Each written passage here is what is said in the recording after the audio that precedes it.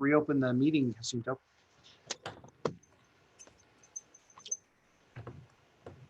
Okay, just a sec. I think Angel's setting up the YouTube. So Right. just a sec.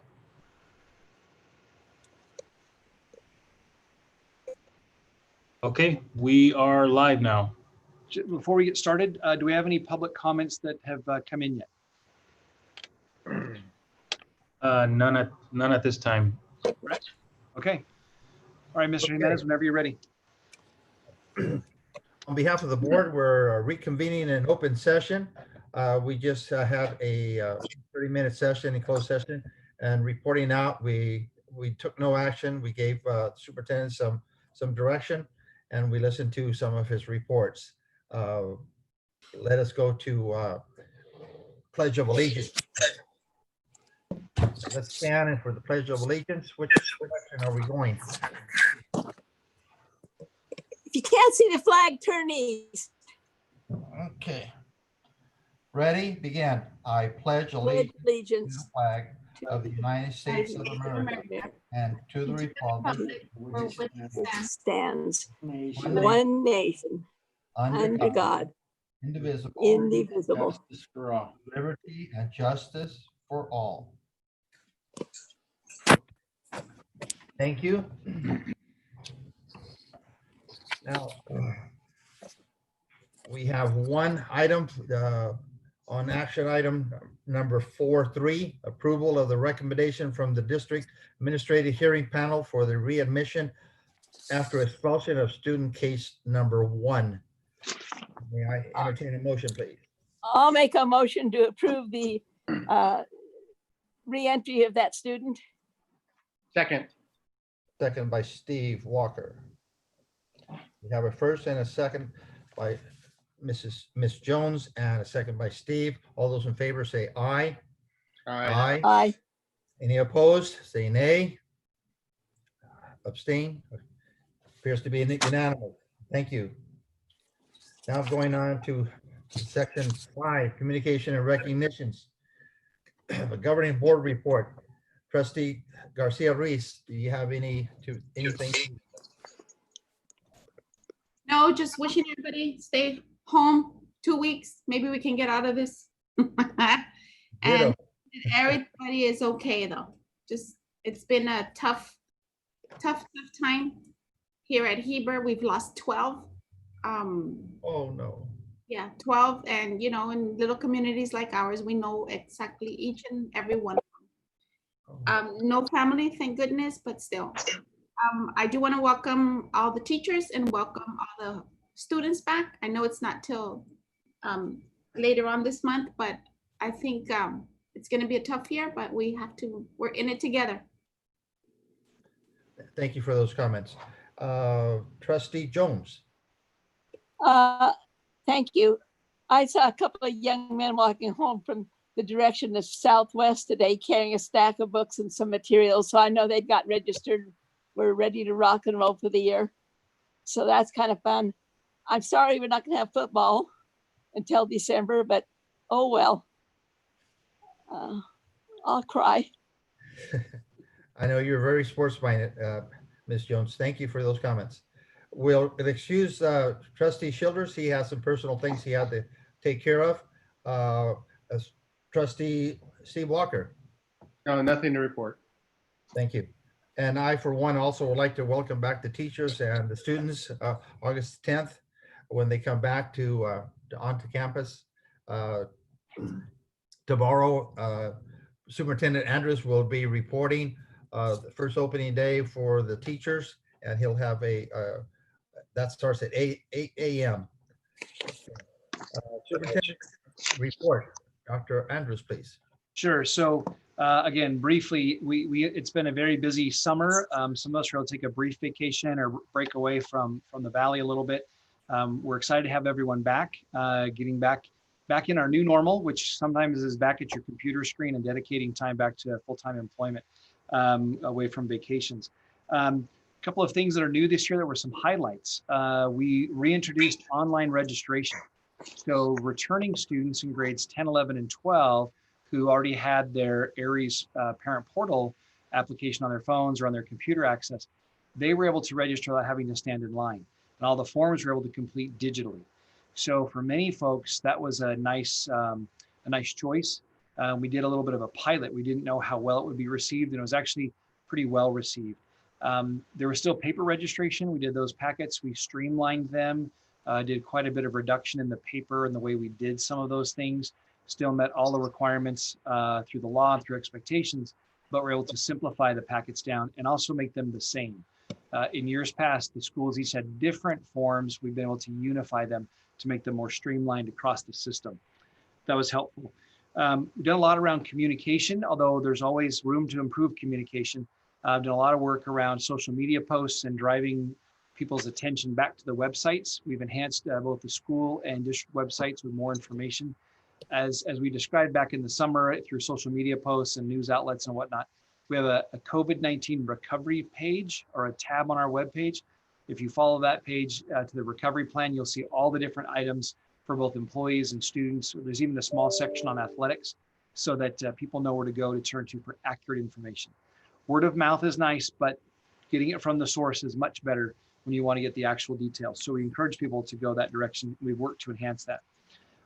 Quite a bit of time has been spent in recent weeks around agreements with our association. I personally have spent quite a bit of time working with our union presidents to talk about challenges of reopening, needs and concerns as we revise and update our COVID-19 side letters or MOU that we have in place. Those are nearing completion, but in essence, the core of the work is in place and our plans and activities reflect the bulk of that work. There's still a few fine details to tune and get those finalized, but we're closing in on that. And we enjoy a great relationship with our association presidents and our folks. Together, we have been able to achieve great things. I just want to conclude with one little note. Today, here at the district office in the room behind me in our board meeting room, we actually invited in some of our new employees, our new teacher employees. Everyone had masks, we had plexiglass screens, everyone was apart, and even the presenters wore masks or behind plexiglass screens to keep everybody safe. But we had a chance to have new teachers, and of them, 3 of them are new, like this is their first teaching experience. So we're excited to help them and assist them. So we're able to do that today. But along those lines, there was tremendous energy in the district office alone. Seeing people, additional staff coming in and working directly from their offices as opposed to remotely, supporting our new teachers and our instructional coaches who I've seen virtually quite a few times in the past couple of months, but to see them in person again was just delightful. And again, no one's shaking hands, there's no fist bumps, no one's even patting elbows. I mean, it's all very much safe and cautious, and everyone's wearing masks. So we're taking all the precautions and using hand sanitizer and all those types of things, but the energy was almost the same as being back to normal when we have everybody together. So that type of energy I anticipate to see over the course of the next few days as people recognize where we are in terms of the calendar and the school day and those activities as we see each other. And there'll probably be increased frequency where we do gather in person in small groups or for necessary activities on occasion that just kind of builds to that. So again, it was great to see that today. So that concludes my report. We'll have more information at the end in an informational item as I present our reopening plans at the end of the agenda. Thank you very much, Superintendent Andrews. Now we'll move on to section 6 on the agenda, public comment session. At this time, the Board of Trustees will hear comments, presentations, or requests on matters listed on this agenda or other topics that are not on the agenda but are within the board's jurisdiction. Speakers will give their names and address. Time for speakers is 3 minutes, and the board shall limit the total time for public input on each item to 20 minutes. The board reserves the right to limit presentations. This meeting is being recorded. I've been informed that at the beginning of the meeting, we had none. No person had signed up for the comment session. We'll ask our technical department if anyone has signed up to now. No, still no comments. Okay, thank you.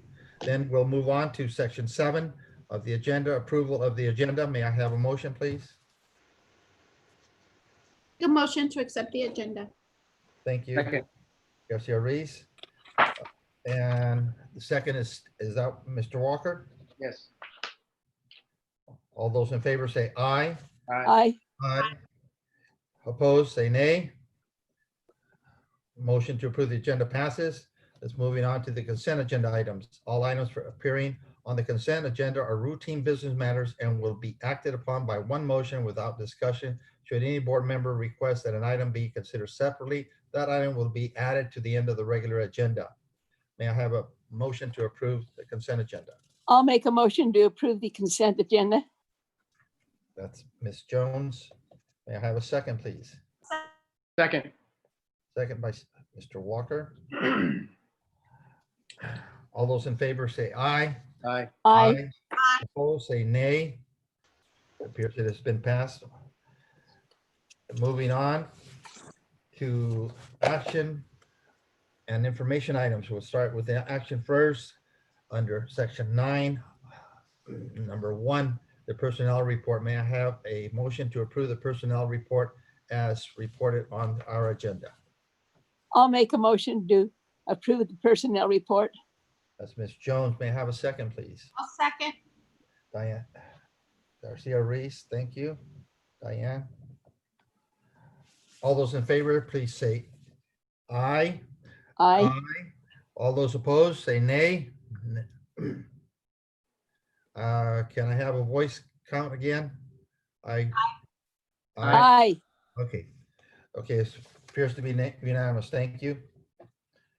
Item number 2, public notice and approval of intent to employ certificated applicants under the CBEST single subject waiver. All those in favor, I may have a motion, please. I'll Diane? second that. Okay, Diane and Ms. Jones. We have a motion to approve item number 2 on the agenda. All those in favor say aye. Aye. Garcia, aye. Esteban? Okay. All those opposed, say nay. Okay, it appears that I have a majority. That passes. And we're going on to number 3.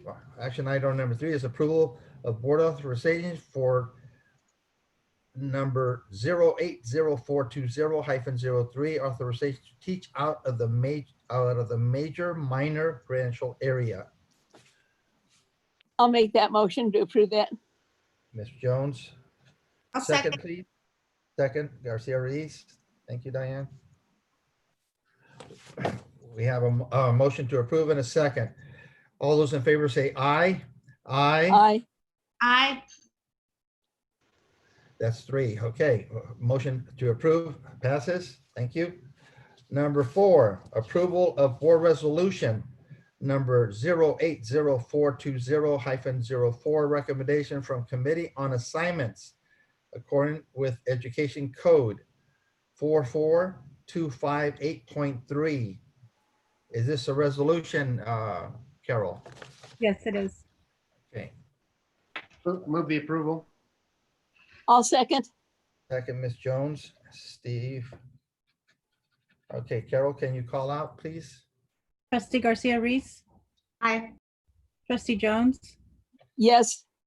Trustee Jimenez, Yes. Trustee Walker, Yes. Resolution passes. Okay, now moving on to public hearing of the initial contract proposal from the Central Union High School Board of Trustees of the California School Employees Association as chapters number 726 for the 2019-2020 school year. I open up the public hearing, and if I'm not mistaken, our technician Raymond says that there's no one signed up for this public hearing. Let me confirm that. Is that correct? Okay, I'm going to assume that there's no one going to address this issue in public hearing. I open it. The hearing is open. Hearing none. I close the hearing. Moving on to the next action item, the approval of the Central Union High School District Board of Trustees initial contract proposal to the California School Employees Association as chapter number 726. I move to approve. Ms. Jones moves to approve. A second, please. Second. Second.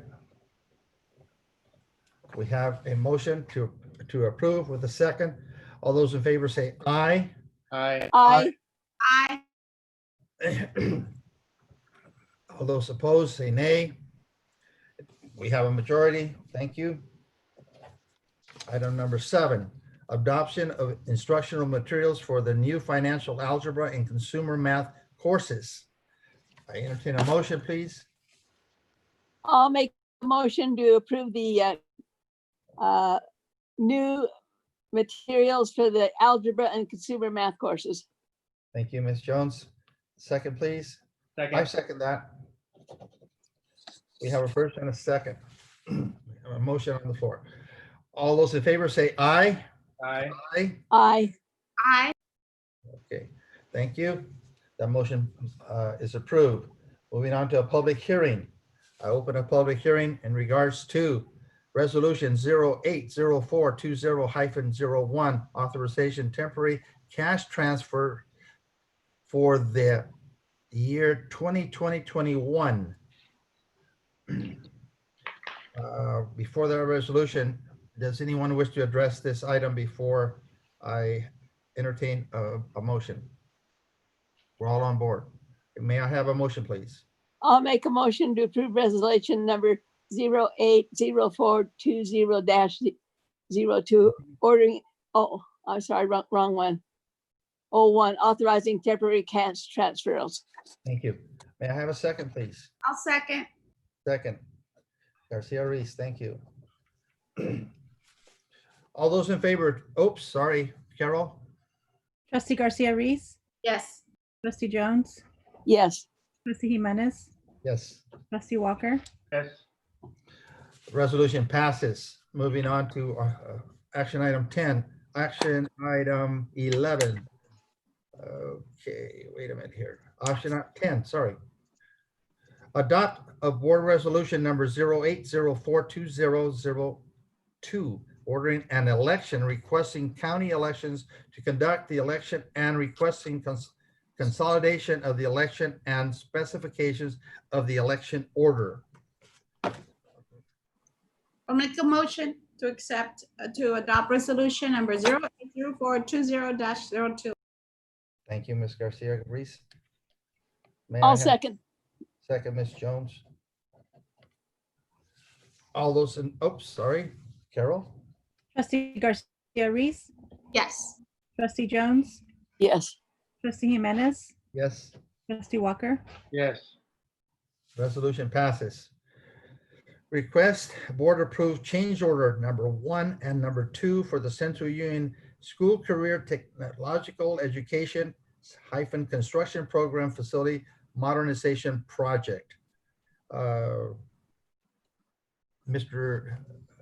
Dr. Andrews, did you want to address this, or shall we just go ahead and? Actually, Mr. Preciado, would you address the 2 different change orders? I know that we had 2 of them. I know what one is, but I can't think. So if you'll just address them both. I know one is paint.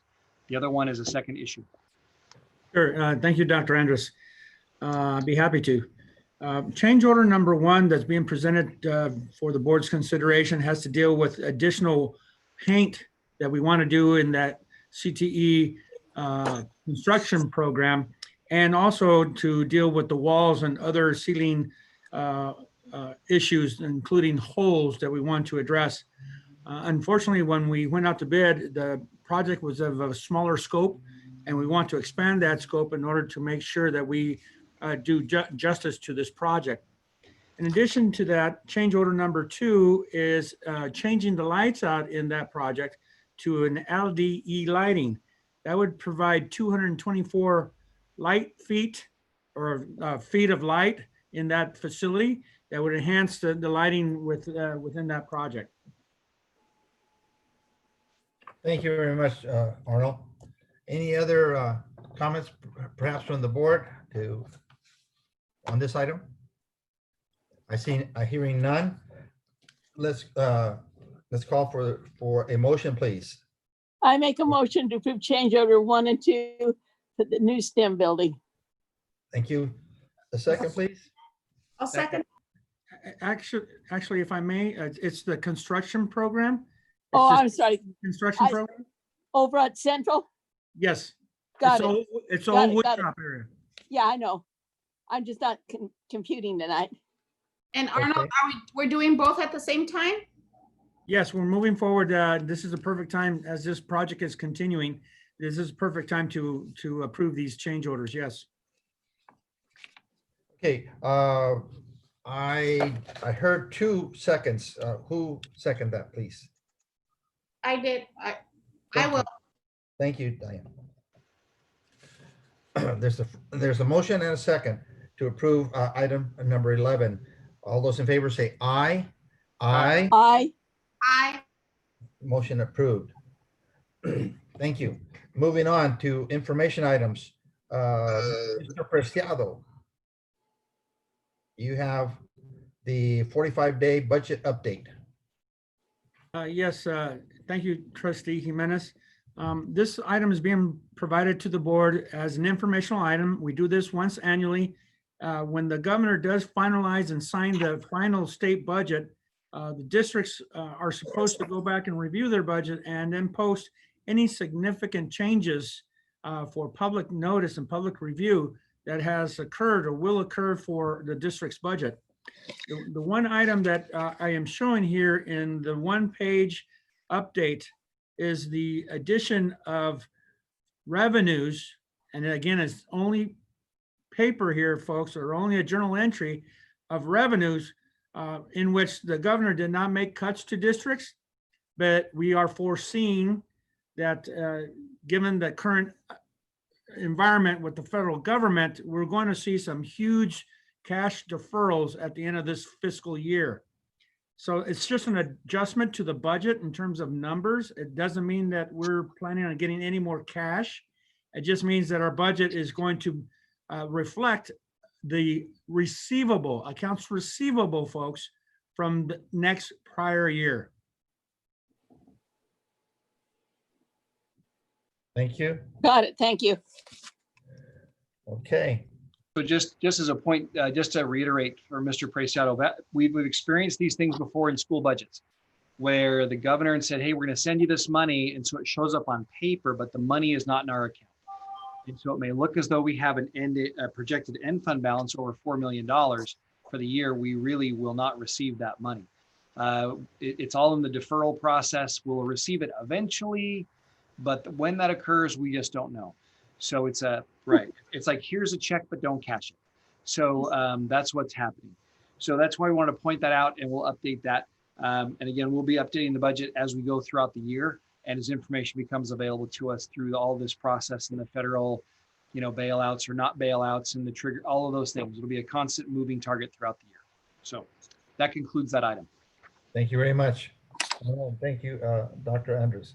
Number 2, distance learning plan update. So I'm going to share my screen and share with you, because I've done this now back in May and in June. I'm going to ask if I can share my screen, if our host would let me share the screen. Our IT staff is going to work on that.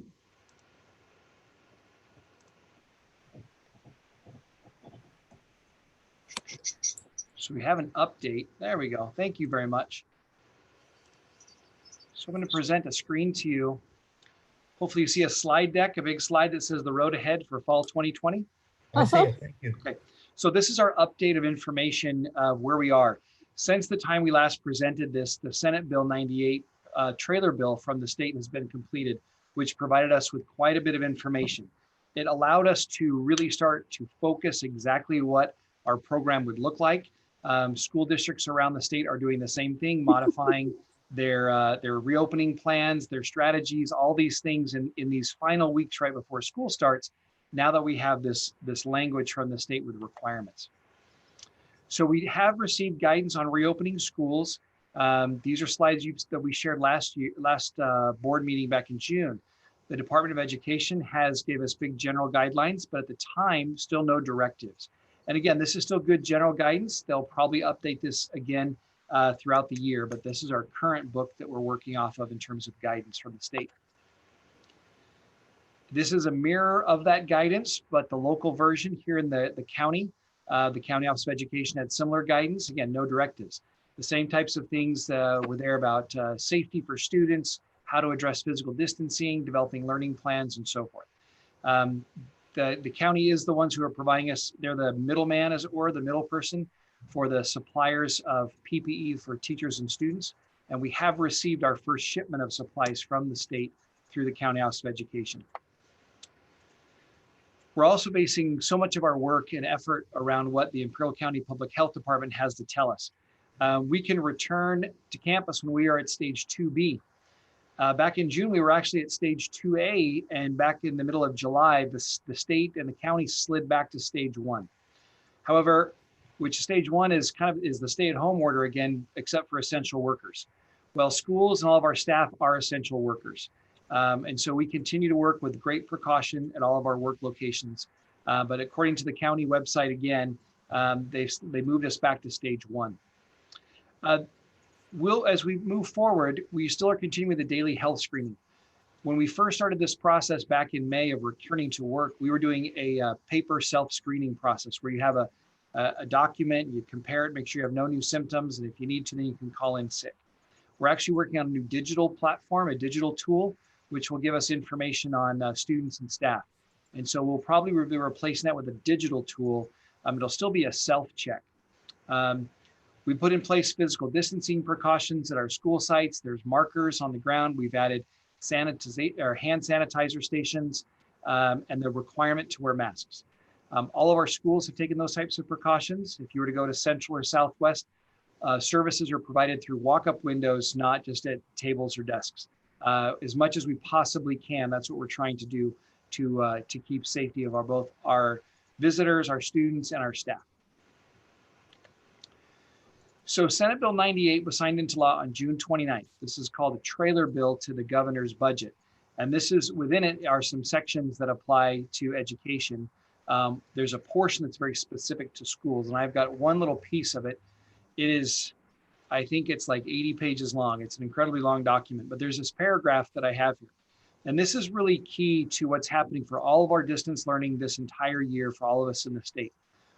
Teachers are to provide, or this is it, daily live interaction with certificated employees, that's with our teachers, and peers for purposes of instruction, progress monitoring, and maintaining of school connectedness. This interaction may take the form of internet or telephonic communication, or by other means permissible under public health orders. If daily live interaction is not feasible as part of regular instruction, the governing board or body of the local education agency shall develop, with parent and stakeholder input, an alternative plan for frequent live interaction that provides a comparable level of service and school connectedness. This is kind of the piece that's most important, is the fact that it's daily live interaction. Other places in the law, it describes the number of days. We have to provide 180 days of school and a minimum of 240 minutes. We have opted to maintain our academic calendar the same, and we approved that earlier in the consent agenda. And our schools, and in that change, we've moved all of our Mondays to be short minimum day Mondays. We still meet all the requirements of the number of days and the minimum number of minutes per instructional day. But it will help us facilitate our different phases when we get to reopening and having students on campus. Given what we know at this point in time, that's our best possible guess that we think what's the best for our students. You'll find as other districts begin and they start to reveal their plans, some of them have opted for shorter days throughout the week, are looking at changing their schedules to block periods. We felt by maintaining the regular 6-period day, that's the easiest transition back to regular instruction, in-person instruction. We felt that moving the short Mondays allow us the greatest ability to maintain equity between number of class periods when students are attending partial days on campus. So we felt that was the best position for us in the high school. So daily live interaction is the key phrase if you want to talk to colleagues and peers or people are asking, is there daily live interaction? It doesn't mean an hour-long video conference like our board meeting tonight. That is not what it's asking for. But it also means that you can't just post an assignment and walk away and hope that's going to work. So daily live interaction means the teachers and students are interacting live in real time throughout the day. So we put in plans, minimum expectations for teachers per class period. We put in line quite a few structures that we're going to talk about to help so both students and teachers have the tools that they need and parents know how to follow along to help their students be successful. The underlying part of the daily life interaction is to have the regularness or the routine of going to school. Having daily life interaction on a regular daily schedule helps to drive that point home that every day, every school day, I need to be checking with my teacher online. And every day, teachers need to be providing live interaction. Again, that doesn't have to be a video call, but maybe it's a phone conference. Maybe it is a video call or another form of communication where they're interacting at the same time live in person. And we're recommending video conference. It is probably one of the easiest ways to capture all of that together, but there are other ways and other forms of live interaction. So along this, districts are required to mark attendance and weekly progress monitoring. So teachers will be able to mark their attendance in ARIES every day. We've developed new codes in ARIES, which will indicate for teachers which students are participating in class at your video call or your phone call that day, which students are not participating and they're not interacting at all during that class period, and which students are actually doing work outside of the class schedule. We recognize there are still challenges within families or family situations that limit students' ability to be on live at the exact same time the teacher is conducting class. They may still have challenges with internet access, or an older sibling like a high school student is watching a younger brother and sister who's at home while the parents are at work. Or maybe that student has to go to work and they have a conflict with their work schedule. And so we recognize there's really 3 different categories students participate in. Those that are engaged, those that are not engaged, and those that are doing the work, but they're doing it at a different time. When a student has 3 consecutive days where they're not engaged, then teacher marks no participation. We then start to take care of or kick in all the interventions, which are phone calls home, notification to counselors who also follow up. And we have additional staff such as community liaison and other staff who typically don't do this kind of work. We're going to ask them to support their students. For example, we'll be talking with bus drivers and asking bus drivers, can you make a phone call to some students on your bus route who you normally see who are not doing any schoolwork and we can't find them? Maybe they know them. Same may be true of campus monitors. Our campus monitors won't have nearly the number of people to monitor at the school site. They can probably give us some assistance in following up with phone calls. And so we have a variety of interventions and activities that we want to use our staff to help reach out to students. And that's part of the daily attendance. Teachers will continue to keep record of their students' progress, such as quizzes, assignments, grades, tests, those types of things. Teachers will again monitor and report those that are falling behind. And then there's follow-up, again, by counselors, administration, other staff. Teachers have been doing the progress monitoring all through the 4th quarter and even in summer school in our distance learning models. Basically, it's keeping track of all the assignments and grades. But they're also, in essence, keeping a record of their communications. So some of the tools that we have, such as Google Classroom, it tracks the emails that are going back and forth in submission. It keeps a record of all of that.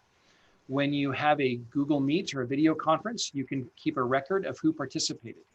Or if you're using an application called Remind, which is a texting platform, then it also keeps a record of all of those interactions. And the teachers can use that as a record in terms of how our students progressing and getting the work completed.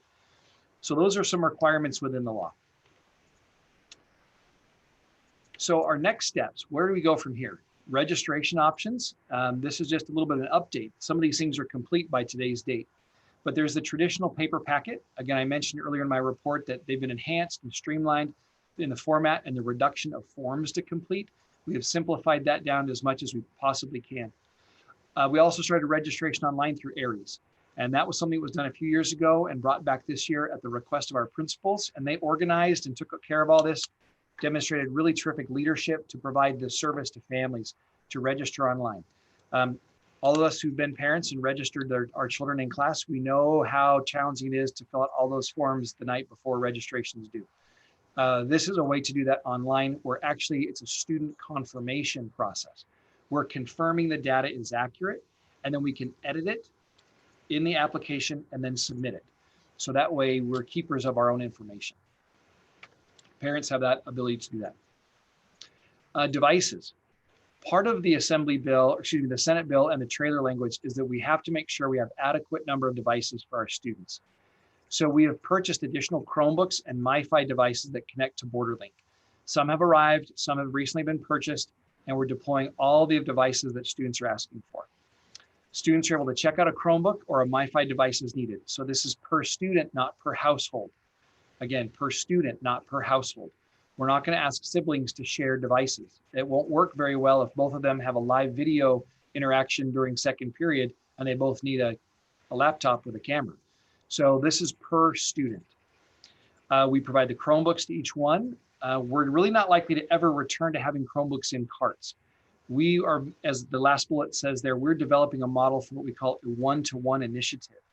So between now and August of 2020 and by the end of school year of 2022, so a 24-month timeline, we plan on having a full one-to-one initiative so that students are issued a Chromebook for their entire 4 years. And they won't have to check them in and out. They simply have a device that's assigned to them as long as they remain our student.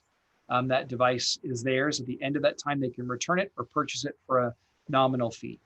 That allows us to refresh Chromebooks every year with a new batch for each new entry class. So this will take us a little while to have enough devices in place and get the right age of device in the right hands of students and get all of the different structures in place to make this work. Other districts around the state have done this. We feel it's important that we move in this direction. And there's all kinds of implications, like how do I charge my Chromebook while I'm at school? So we'll have to work on power charging stations in the classrooms, things like that. But this way, no one has to clean or sanitize your Chromebook that went back in the cart. That Chromebook travels with a student throughout the day when they come home and to and from classes. So it'll be change. It'll be a big system change for everyone to do that. So back to school professional development actually began today with our new teachers in person, but it begins tomorrow for the rest of our returning employees on the first day of contract back. So we already have our schedules approved. They're actually found on our district webpage under our human resources page. All of our sessions that are traditionally held in person are converted to virtual. So everything is now virtually, or it's all digital. So you can do all of it online. For those who don't have access to technology, we've made a space available at the Southwest Theater where people can sign up to go in there. We have a capacity of 100 participants. And I think at this point in time, we have less than 30 or 40 people who've signed up to go to the theater to participate in the training virtually or in person. Well, they'll simply watch the screen. But these are all things like sexual harassment, mandated reporter, and more are all those things we've presented. There'll be sessions regarding safety, many sessions on distance learning or blended or hybrid best practices. One of the required training that we're asking of our teachers is they take one class in Google Classroom, either a beginner or advanced session, and the same with Google Meet or video conferencing. They either take the beginner session or they take an advanced session.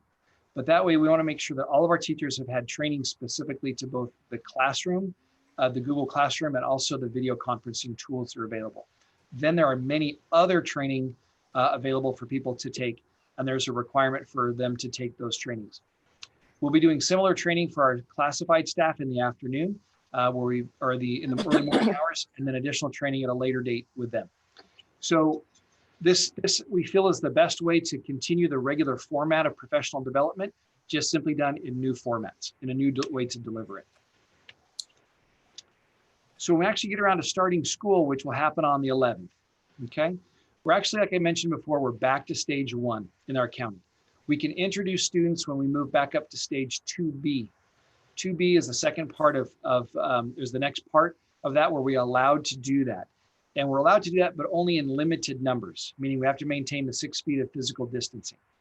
It is possible that the county or the state may modify their requirements, and so we'll monitor that closely. We are not in a philosophy that we want to rush. We don't want to rush back to school, though we need to. We don't want to rush faster than it is safe.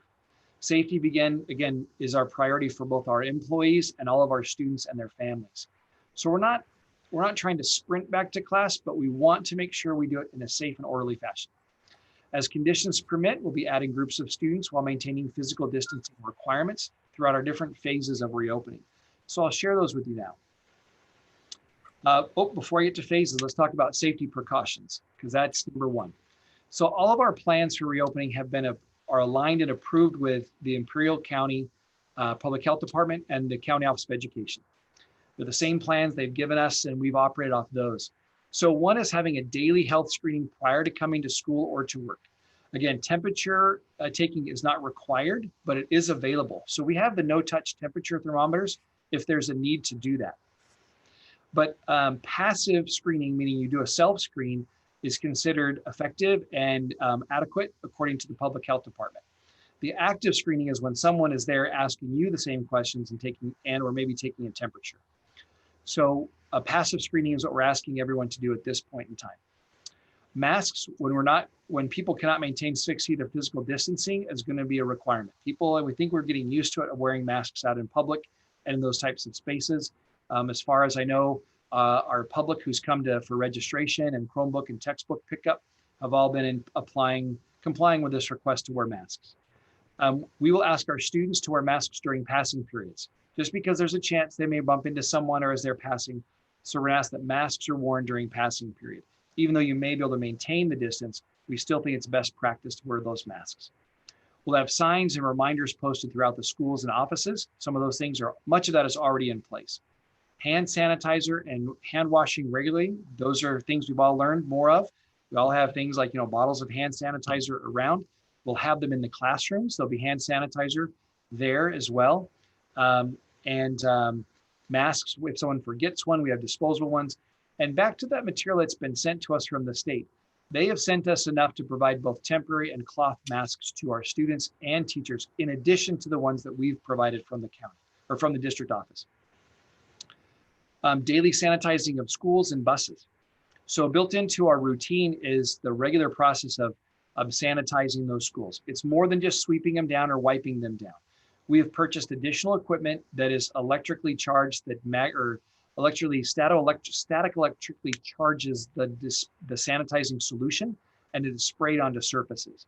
We have small handheld versions for offices and larger backpack versions for buses and for classrooms. So we will have our custodial staff go through and sanitize all of our classrooms each day. It does mean that people can't leave out papers on their tables or desks because they were going to get wet with solution. But we have the capacity to sanitize on a regular basis. So as we get through the phases of reopening, the first one is introducing on-campus classes and meetings. These are very small groups. Again, we're deeply concerned with equity and learning loss. So as we're able to, and it's safe, we'll bring very small groups of students onto campus. These may be like a lab setting for a CTE class or a science class, maybe some of our English language students who are really struggling the most, or special education students. Maybe it's a small group of music performers. Again, this is like 2 to 3 people at a time. Very small, following the safety guidelines. We think this is a good way to introduce students and maybe provide intervention for those who are struggling or most at risk. They can come back onto campus with our teachers when we get to that point, when we get to stage 2B.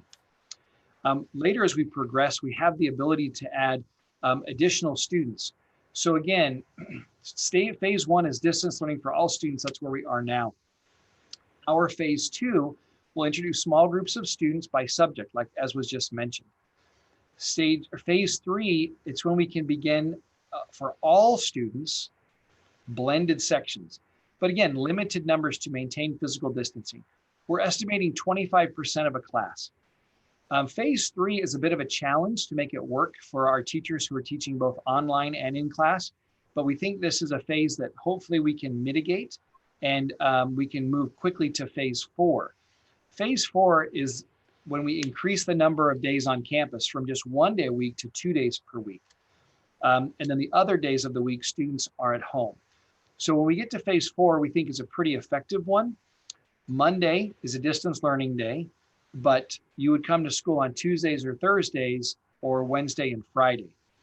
So this is, you would see your teacher every other day on the on-campus days, and then you'd have Monday to do distance learning activities with your teacher and be prepared for the week.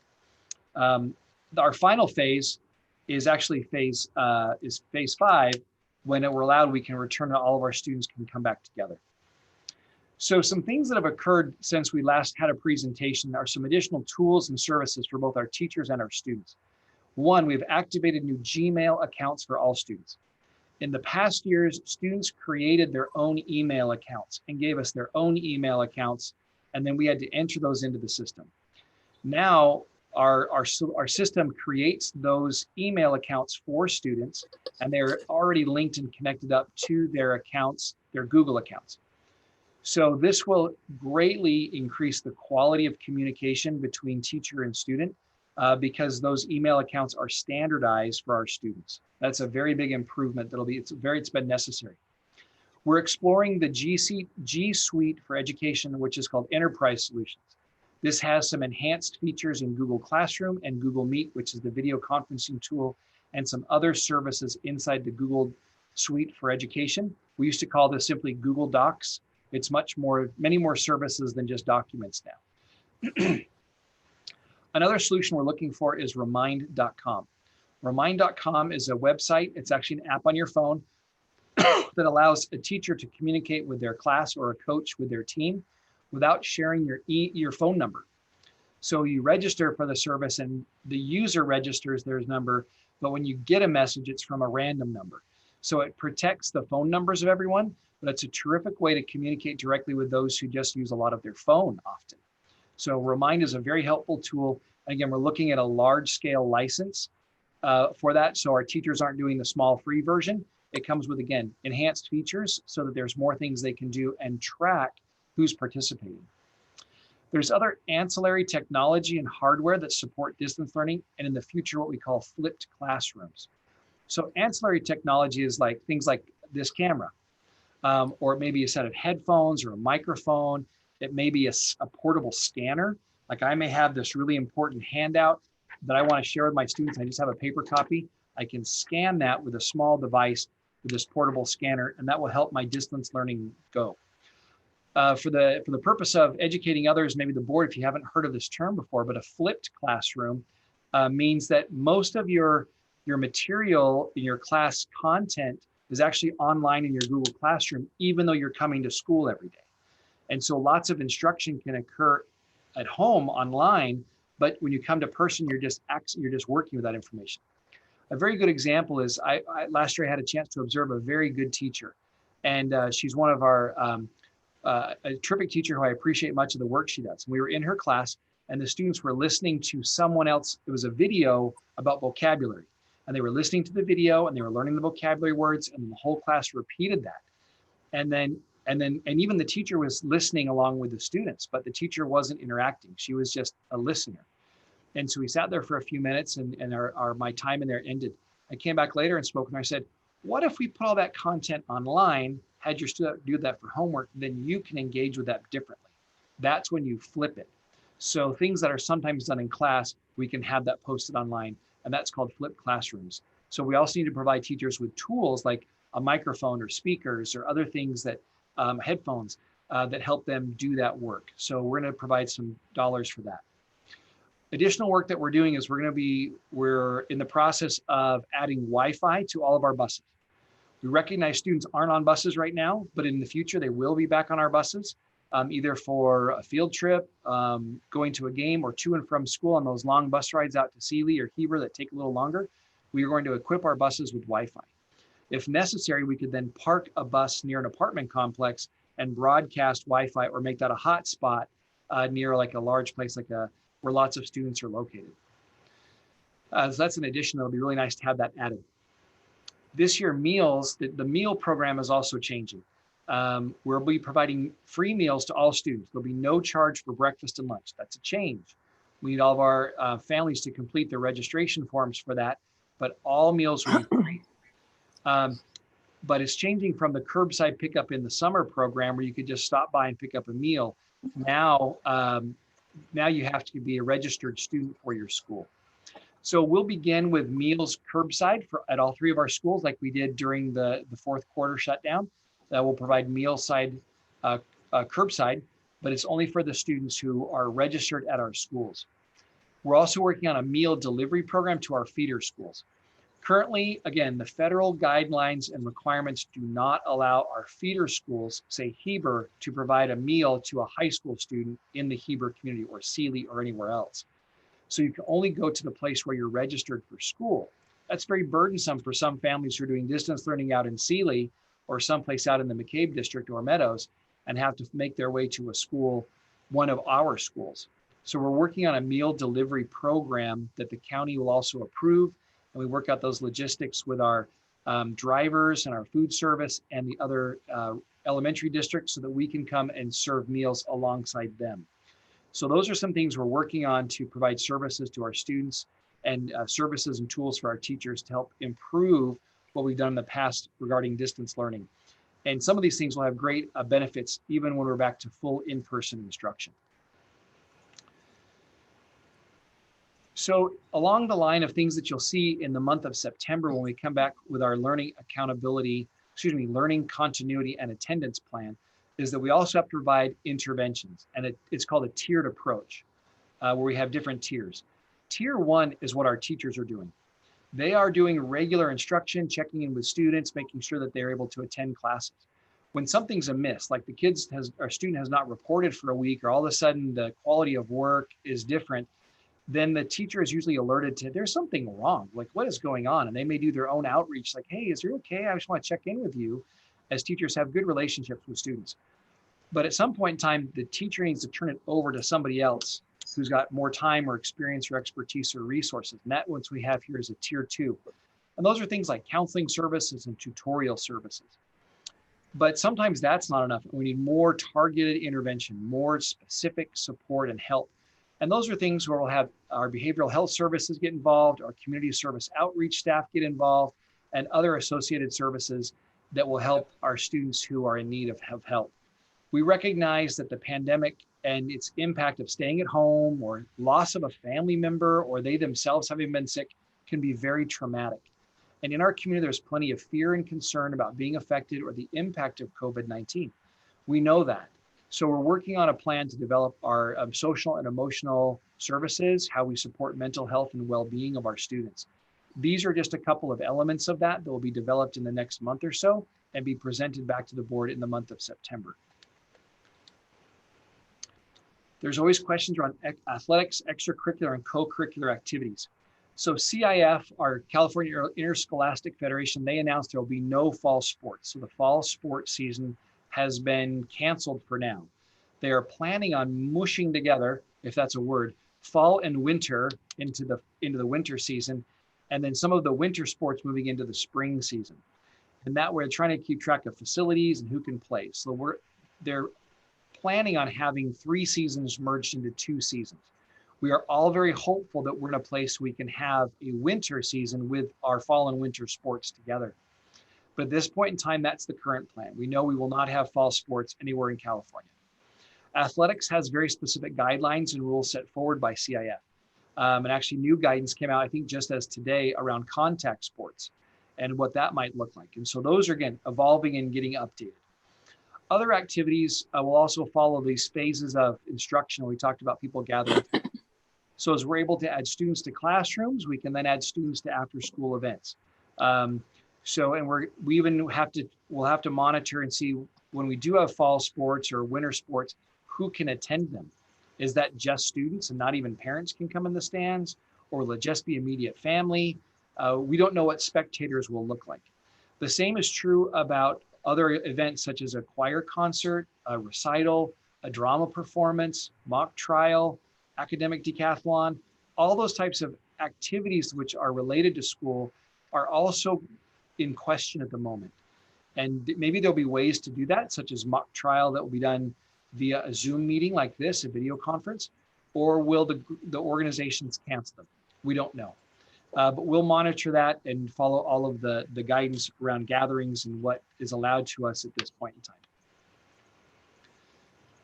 So this is a slide that we shared before in previous presentations. In order for us to be successful and do the best we can, it will take a lot of flexibility, some adjustments, and communication. So conditions and stages are changing. We were in stage 1, we went to stage 2A, we're back to stage 1 again. So we know that conditions change based on our testing information about the pandemic and the disease around us. So we have to be flexible in our approach. We really can't get locked into one set pattern. As much as possible, we try and plan ahead and determine what we can to create some regularness that we can count on. And that helps settle us in all of our work. But we'll be modifying who's able to attend campus and come on campus as we get information, as those conditions change. We'll also be doing it in a very appropriately timed pace. So for example, if we're able to return to campus with half our students and we find this out on a day, we won't simply say, okay, tomorrow everybody come back. We'll provide a couple of weeks notice at minimum 2 weeks notice to our community, including teachers and employees and families, that we'll be starting and coming back at this given time. And we'll be communicating daily to get the message out, having our teachers and schools provide communication about when we come back through different phases. So these things will be deliberate and purposeful when we communicate and make these decisions based on the best data that we have at the time. So they won't be abrupt, and we'll try and inform everyone. In order to keep people informed, we encourage everyone to visit this website. It's our district webpage, and at the bottom there's a tab that says COVID-19 Recovery Plan. And this is the actual link to it, but it's the COVID-19 Recovery Plan. If you click on that button at the top banner of the district webpage, it takes you to resources. It includes links to all the documents, the guidance documents, links to county office, public health department, so you can see local data. It has a detailed list of the similar things that were posted here today. You know, for example, it says that we are starting in distance learning. It says that all students have new Google Gmail email accounts. It says that we are using Google Classroom and Google Meet as our primary platforms for live daily interaction. So all that information is there, including even today's updated school calendar has already been linked to that page. So all of this is the place we have for the district for all of its primary resources. Mr. Jimenez, question. Even our meeting schedules, right? Our board meeting schedules will be on that site. It's on the district website, a different place, but it is on the district website, yes. Thank you. Okay. So the learning continuity and attendance plan is part of a Senate Bill 98. Again, this is a piece that's required for us to provide. And so what we're doing right now is we are developing that learning continuity and attendance plan. We have to have it adopted by September 30th. And that was also the reason why earlier in the board meeting, we added and changed our board meeting dates in September to accommodate this. So we have some of this information now. Just today, the state is finalizing the template or the requirements of the plan. That information became available just today, if I'm not mistaken, or the 3rd or the 4th. Right around now is when that plan was finalized. So it's been a little challenging for us to develop a plan when we don't know what the state's going to require of us yet. So again, it's like ready, fire, aim. And so we're doing a little adjusting, as you might imagine. But we do think, we know a lot of the elements are there, and we've made our best efforts to align what we're currently doing with what's going to be in this plan. We do need to have public input and review, and I'll share some information about public input in just a moment. But we will use regular processes like our DLAC committee, our site council to get input from our parents and students on our plans for recovery and services to students. The plan includes things like instruction and how do we measure participation, attendance tracking, what technology and hardware are we providing to our students, what is our tiered intervention plan, what are we doing for social and emotional support. Those are things that I've already talked about even in today's slides just a few minutes ago. We recognize we need to fill in some of these gaps.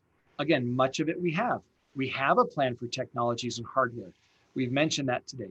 We have a plan for attendance tracking. We've talked about that today. So much of this we feel we have, we'll soon be developing and putting that information into this learning continuity and attendance plan. There will be a public hearing of the attendance plan on September 15th. So we'll make that available. Again, part of our board meeting is there'll be a public hearing like we've had public hearings today. And then in a separate meeting, which will be at the end of the month of September, is the approval of the plan. That plan is then submitted to the County Office of Education for their comment, and they'll give us feedback if there's any adjustments that we need to make to that plan. But we're working in harmony and in concert as best as we possibly can with our county officials, both the County Office of Education and health officials, to make sure we're following all the guidelines and all requirements. We want to make our very best effort to try and get as much of this right in the first attempt as possible. So these are some things that go into that learning continuity and attendance plan. Any questions around this plan or what this may require of us? Yes, Ms. I have Jones. a question. Yes. What problems did we encounter, if any, with technology and BorderLink and Wi-Fi's? So a couple of things that occurred is that we did have a situation or two where the student or a family received one Chromebook, but they actually needed 2 or 3. And so as soon as we discovered that problem, we resolved it and checked out more Chromebooks. So there were a few situations where not every student got a Chromebook who wanted one. And so as soon as we discovered it, we corrected it and provided more Chromebooks. We actually never ran out of connected devices. We still have MiFis available that we could have handed out. We went ahead and purchased more just so we have plenty of them. And as we start this school year, we've had a much greater request for Chromebooks than anticipated. So our IT department is working, I don't want to say around the clock because I think they sleep, but they're working diligently to make sure we have as many Chromebooks as available as we have in our inventory to provide them. At the moment, we still have some in stock and still handing them out. We haven't run out, but we know we'll need more. And so that's why we've purchased more. So around technology, the glitches were more little, small mistakes or corrections that we had to make sure everybody had it. And no connectivity issues? To our knowledge, no. The ones where we did have some connectivity issues, we couldn't even solve with BorderLink. And so we're working with Verizon and the County Office of Ed to provide Verizon hotspots where BorderLink is not fully in effect. And the county is working to enhance the BorderLink signal and increase its broadcast capacity. And so they may be coming to us for some additional resources to help that happen. But we don't have a formal plan in place to enhance that. So we've got, right now it's service through Verizon or through the MiFi's devices through BorderLink, which is also why we're thinking of how do we get something to happen with our buses so that they can be transmitters of Wi-Fi signal as well. Thank you. Yes. I have a couple. The Verizon antenna is up at Southwest, correct? Correct. Okay, thank you. Yep. You mentioned on your report, we have 3 consecutive, if a student has 3 consecutive without signing on, then they're contacted. How do they make up the virtual absences? So the most important part is that they get back on track with their academics. So if they're able to recover their missing assignments or tests or homework, that's the most important part. Unlike the average daily attendance, the ADA in person. That's what I was pointing to, Yeah. yes. It's not a requirement that they make up those missed days. Okay. So they may stay that, and maybe Mr. Preciado can add to that, but it's not my understanding they have to make up those days with Saturday school sessions like we've done in the past for makeup days. Most importantly is we want them re-engaged in learning and that they get caught up on their assignments. Mr. Preciado, do you want to add to that or correct me if you know more? That is correct, Dr. Andrus. Because this year's ADA has been waived and our funding this year will be based on last year's ADA.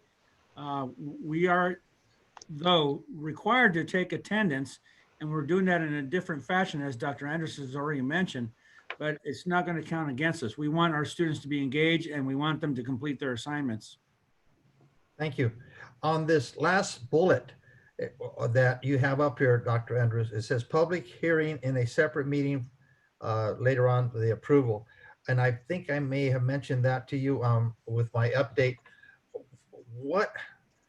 When we start developing this new LCAP, we're doing the committee internally. The people that you're getting input from is all from professionals and from employees within our district, or is the LCAP require any public input and as an ad hoc committee such where you reach out to the community, or this is all within our district that we're obtaining all this information? So let me add to that. So the very first bullet above, it says, and I see I'm missing the ing in hearing. It's public hear, not hearing. Sorry, public input. We do want the public's input on this. So there will be, let me forward to one more slide. We have some community input meetings already scheduled. Ah, okay, good. Okay, and these were scheduled just as we go through the process and come to understand what the requirement is. Today in our cabinet meeting, we identified these dates and times, and we'll be, as soon as I have the links to these meetings, it'll be similar to the Zoom meeting. I'll be here in my office and people can sign up to be a panelist and make comment. I'll do a brief presentation and we can talk about our plan. So on August 18th at 11 a.m. and then later in the evening at 6 p.m. will be English language. Will be all English, okay? And then el 25 de agosto a las 11 de la mañana y también a las 6 de la tarde, we'll have a Spanish only. Whoa, okay. Ya, un poquito de español. Ojalá tendremos alguien más de simplemente yo que puedo traducir cuando yo no entiendo lo que está diciendo o lo que estoy tratando de decir. Yo puedo hacer eso. But we'll have them in English and in Spanish. Thank you very much. That was very informative, very comprehensive. Is there any other person that wishes to comment or ask a question? Nope. Okay. Then following on, we are going to number 3 under 10. First reading of the proposed revisions to board policies and administrative regulations. Who's making comments on that one? So I'll just provide some comment. We have updated board policies. Some of them are they're actually all through CSBA. They're updates, both legal updates to just make corrections in our board policies, additions, things like that. So this is the first reading. We usually do this in this district where this is the pattern where we do what's called a first reading. And we look forward to hearing any comment or concern. If the board has them now or later during the course of the month, if you want to let us know, we would then back and consider them in open session for approval at our next board meeting in September. Thank you. Now, when I open it up on page 163, I noticed food service operations cafeteria fund. And that brings me back to some questions I did not ask you on your presentation on distance learning, etc. Remember you said something about meals curbside and meal deliveries. That appears to me that that's going to be a little bit more expensive, especially since we're now serving all students. Do we have a price tag, or is that going to be part of the cafeteria fund also? Mr. Presetti, would you like to address that more specifically? Sure. Thank you, Dr. Andrus. We have received an allocation of federal dollars to address and to provide additional access to child nutrition services. So this is where those funds will be coming from, for us to provide those additional access, additional outreach for our students to have a meal, a nutritional meal, so that they can continue their distance learning. Thank you very much. That was all. It appears that we're at the bottom now. We're moving over to ECSTA and CSEA comments. Are there any representatives of those two unions in the audience that wish to address the board?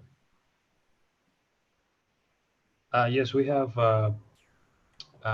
B. Mora for CSEA. We welcome B. Mora, and your time's yours, Ms. Mora.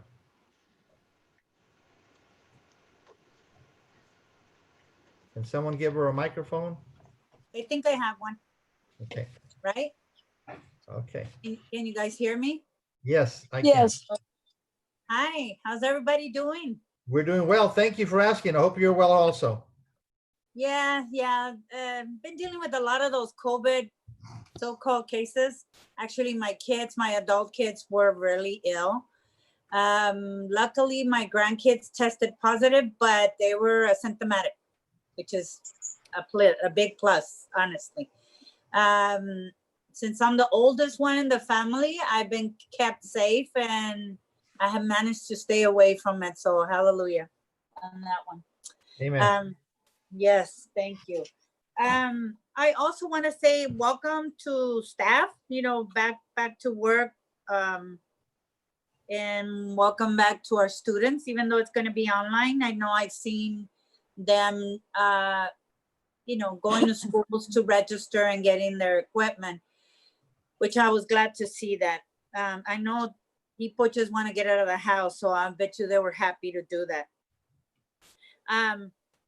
Since July 1st, I believe, or maybe the first week of July, our maintenance, IT department, custodians And some office staff have been working back on site.